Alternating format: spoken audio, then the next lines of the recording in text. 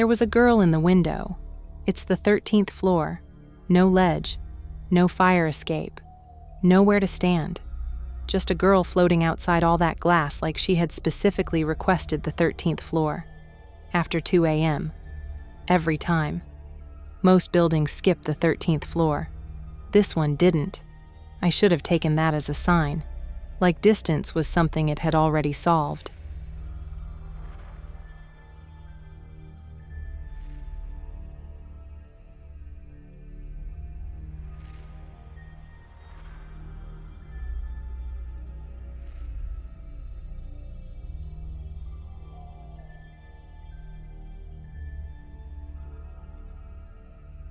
My name is Mikayla Killian. I work out of Chinatown. I'm a private investigator, which is already a strange occupation. I specialize in cases that other investigators won't touch, which narrows the field considerably. People come to me when no one can explain what's wrong. A cold spot in the apartment during a heat wave. A figure standing over you while you sleep. The hair on the back of your neck every time you walk into a building you've walked into 100 times before. Something is wrong and you can't explain it, and nobody believes you. That's where I come in. I don't suggest a therapist. I've tried that. It doesn't go well. I don't suggest a priest. I got crucified for even thinking that was a good idea.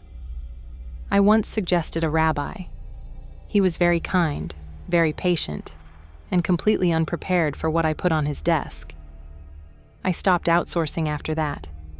I grew up in this neighborhood. I've been seeing things that shouldn't exist since I was old enough to look out a window at night. At some point, I stopped waiting for an explanation and started writing things down. That became a method. The method became a career. Not what I planned. But nothing about Chinatown ever is. I take cases from anywhere. Tonight I have 3 cases. The first 2 are mine, which should tell you something about how this started.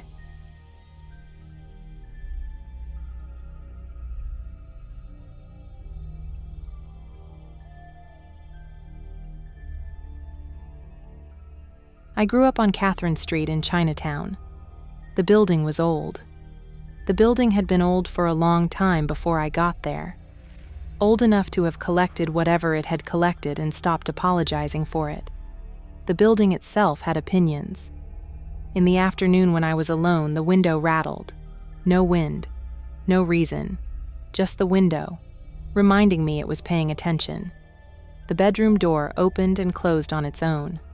Not dramatically, not like something out of a movie, just the quiet mechanical movement of a door nobody had touched. Pots and pans in the kitchen, the sound of someone cooking when nobody was cooking.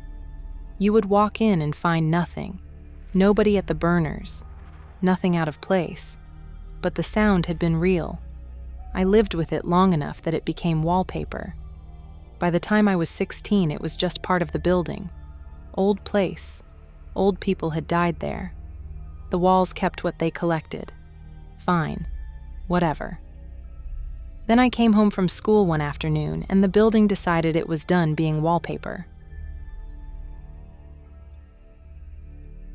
I let myself in, went to the kitchen. The kitchen light was a pull string, ceiling fixture, chain hanging down, which meant that to turn on the light you had to walk into the dark first. Every single time. Somebody designed it that way. I would like to meet them. I walked in, reached up for the chain. There was enough light coming from the window that I could see my reflection in the glass. Same clothes I had come home in. Same posture. I raised my right arm. The reflection raised its right arm. Not the left.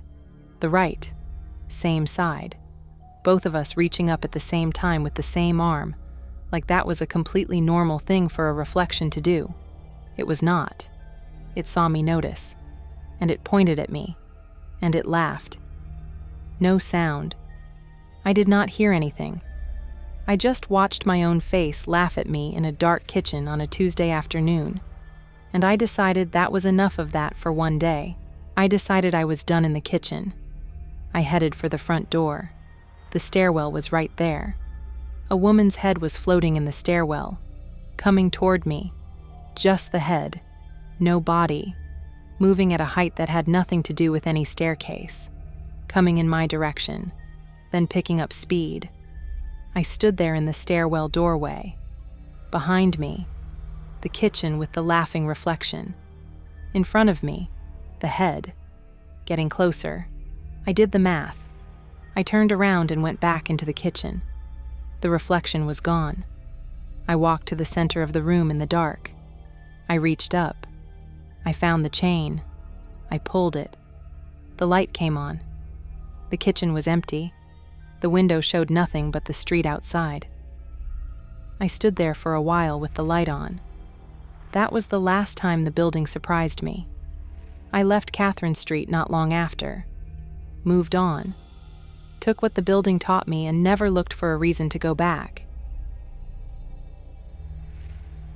I've thought about all of it a lot over the years. Not the reflection or the head. Those I understood, in the way you understand something that fits a pattern you've been building your whole life. What I've thought about is the little girl across the street. PS1, 3rd floor, every night, same time. She walked past that window, same pace, the red light behind her. She never escaped. As far as I know, she's still up there.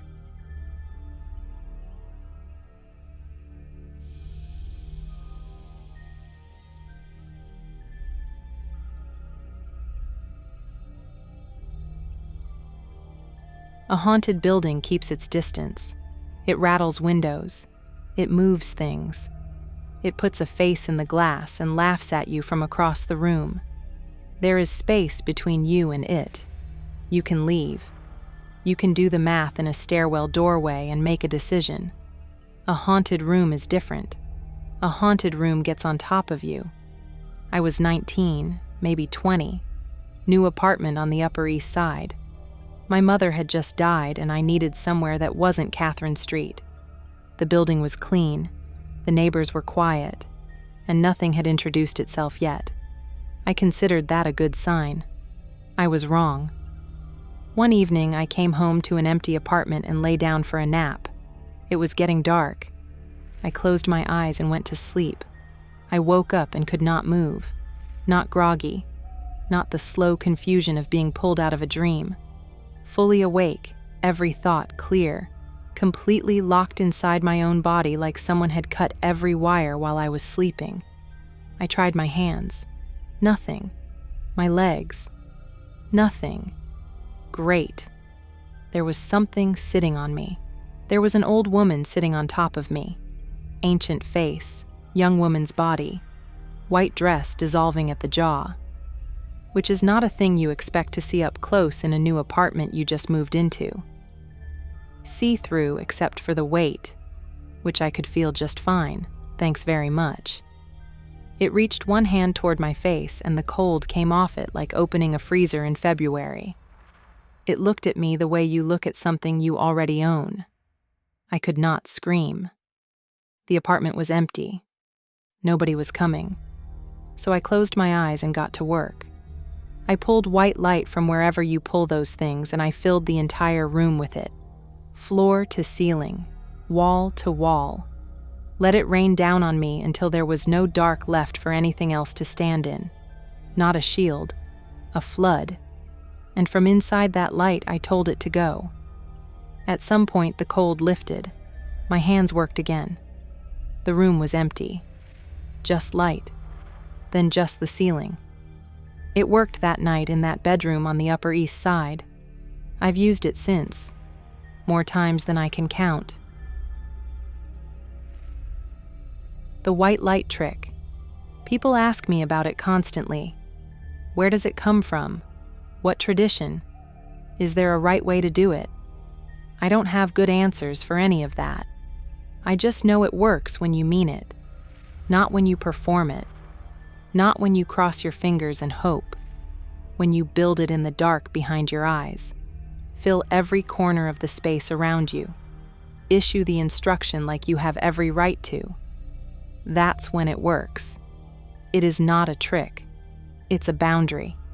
and a boundary only holds if you believe it does. I've used it since that night on the Upper East Side, more times than I can count. It has worked most of those times. The next case is one where I had everything I needed, and it still wasn't enough. Not because the boundary failed, because the person I was trying to protect had already made a decision I was not consulted on.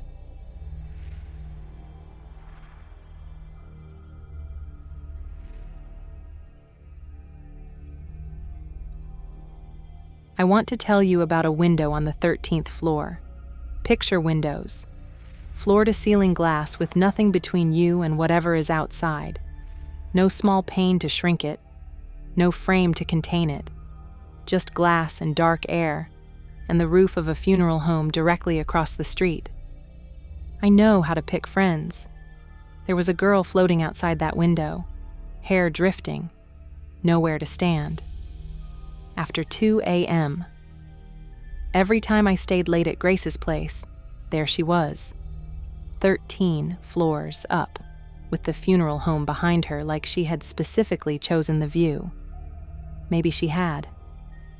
I never asked Grace if she saw it too. I was too scared to ask. Some questions you don't ask because you're not afraid of the answer being yes. You're afraid of your friend smiling when she says it. It was the family home. Worth Street. Picture windows facing the funeral home. She grew up with that view. I never asked her about it. Apparently I had a theme. Grace had been sick for 3 years. Lupus. No family history. No explanation. Came on after a trip to Hong Kong. She stopped going out. The sickness kept her inside. Money and items started disappearing from the apartment. Not large amounts. Nothing dramatic. Just enough to notice. There was no one taking it. Grace never left. Her boyfriend would come over and sleep beside her. Wake up with something floating above him in the dark. Not a shape. Not a trick of the light. Something there. Watching him from above in a room where the door was closed and no one else had come in. He kept coming back anyway, because she was sick and he loved her. I respected that. It also got him killed. She started talking to someone in the bedroom. The room was empty when you checked. Grace was not surprised. She didn't offer an explanation, and I didn't ask for one. I had been watching that window for 2 years. I had already decided there were things I did not want confirmed. One night, Grace and her friends tried the dish fairy. Think of it as the Chinese equivalent of a Ouija board, a paper board on the table. Characters, numbers, yes and no. A small dish turned upside down in the center. Everyone rests their fingertips on the rim. Then you invite the spirit in. Once it moves, you ask your questions.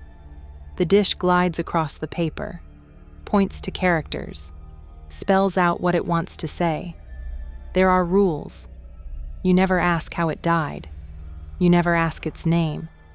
You never lift your fingers while the dish is moving. When you're done, you ask it to leave. That's the agreement. Grace asked if she was going to die. The dish pointed to yes. Grace lifted her finger, deliberately. Then the dish went off the paperboard. The spirit stayed. Grace went back to Hong Kong, saw a spiritual healer. The healer confirmed there was something attached to her. Could not tell her who. She came back to New York. The girl returned to the window on the 13th floor. I got the call and went straight to Grace's. Took the elevator up. Knocked. The door opened. Grace's aunt. Father's side. Already possessed. I've seen a lot of things in Chinatown, but a possessed aunt in a beautiful living room hitting herself is a new one. The voice wasn't hers. Something else was speaking, and it had a lot to say. What the ghost said, everyone in that room understood. Grace's father had a secret daughter, born in Hong Kong, told no one. She died at 15, abandoned, unacknowledged. Apparently keeping secrets runs in the family. The ghost said he left her to die. She said she was going to take his precious daughter. Then the aunt collapsed, and the ghost moved. I watched Grace's face change. Just a stillness that settled over her that wasn't hers. Grace looked at me and said, "She's not bad." The family heard mercy. I heard the ghost protecting its position. That's not Grace. That's her sister. The one nobody knew existed until 5 minutes ago. Nobody moved. Story of my life. Grace died 1 month later. In the emergency room. Pneumonia. Grace's father died after. Then the boyfriend. The ghost said she was going to take his precious daughter. She took everyone who loved her. I never saw the girl in the window again. Good. Because if I had, I would have sent her somewhere so far she'd need a passport to come back. 3 cases. Not the same. Not the same anything. That's the part nobody mentions when they talk about hauntings, like they're all one problem. They're not. Catherine Street, I got out. The Upper East Side, I got it out. Grace, I couldn't save. That's the job. You don't win all of them. Ask any therapist, priest, or confused rabbi. If something is wrong and nobody believes you, send me the case. Something in your space that doesn't belong. Something following you home. Something that keeps showing up after 2 a.m. I want to hear it. I'm in Chinatown. I take everything.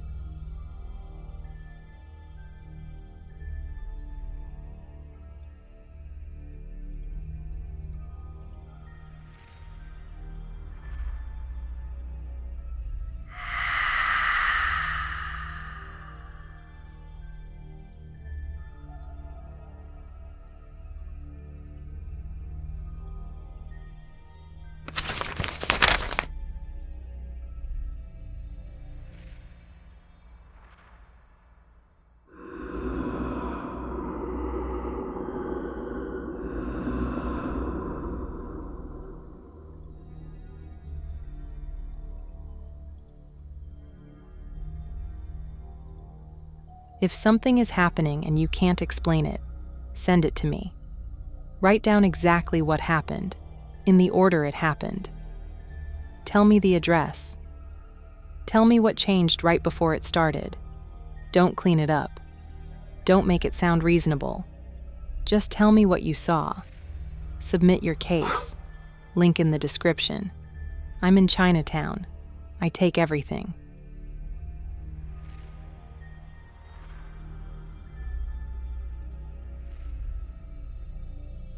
Are you coming?